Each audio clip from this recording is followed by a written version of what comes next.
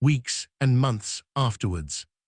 There must be strong connections between emergency services, community mental health teams, counseling, primary care, voluntary sector organizations, and other forms of well-being support. Children and young people must not be an afterthought.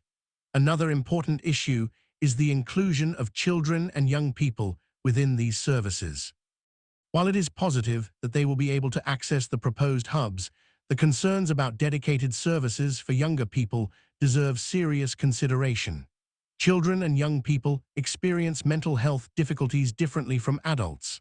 Their needs, communication styles, family circumstances, safeguarding considerations, and developmental stages require specialist approaches.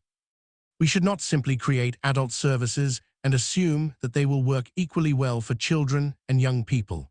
If we are genuinely serious about prevention, early intervention must begin early in life. The real opportunity is to change the culture around mental health. The most exciting part of this announcement is not necessarily the number of centers. It is the possibility of changing the relationship between communities and mental health care. For generations, mental health services have too often been associated with crisis, hospitals, and long waiting lists. We need to move towards a system where seeking support becomes as normal as seeking help for physical health.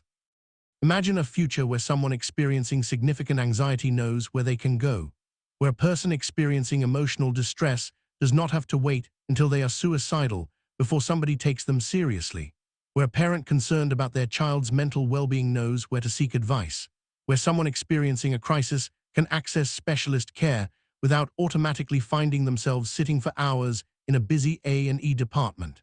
That is the opportunity in front of us. Accessibility must include more than geography.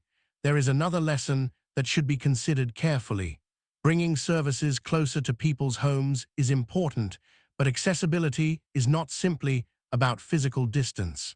True accessibility also means considering waiting times, opening hours, digital access, disability and accessibility needs, language and communication, cultural sensitivity, affordability, confidentiality, safeguarding, continuity of care, availability outside traditional working hours.